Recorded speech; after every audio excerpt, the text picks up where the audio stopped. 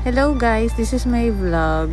Char, papanggap lang. Ito pala ay ang a day in a life weekend ko pag ako'y isang housewife lang. Charis. Slash business owner and slash tagalinis. Charing. Maiba nga, 2 months na itong business na naumpisahan ko and hindi naman siya kalakihan pero medyo malaki din naman yung inilabas kong pera dito para makapag-start up. Bali, nag-start pala ako sa car wash bendo, then nag-open na rin ako ng coffee bendo. Regularly, chinecheck ko ito every morning and evening para ma-check lang kung meron pa bang cups and may powder pa ba. Nadatnan nga namin si kuya na naglilinis ng kanyang e-bike pampasada.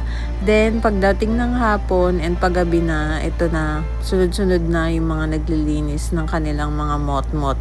Namigay na rin pala ako ng mga frame basahan para naman umulit sila ulit, 'di ba? O 'di ba? May pa freebies ang lola mo. Wala lang, konting appreciation lang. Syempre, 'di ba, mga customer sila. Then, gabi na magsasara na kami. Ito na lang yung natirang cups. Magre-refill na rin ako ng cups and ika-cash out na namin itong kinita niya. So, daily pala nagka-cash out kami para sa daily sales ng coffee bendo at ng car wash. So, dahil nga weekend ngayon, kailangan kong mag-monitor din ng mga stocks and para makabili ko ano yung mga needs. So, ayan. Kung gusto nyo malaman ang aking kinita, i-comment nyo lang dyan sa comment section.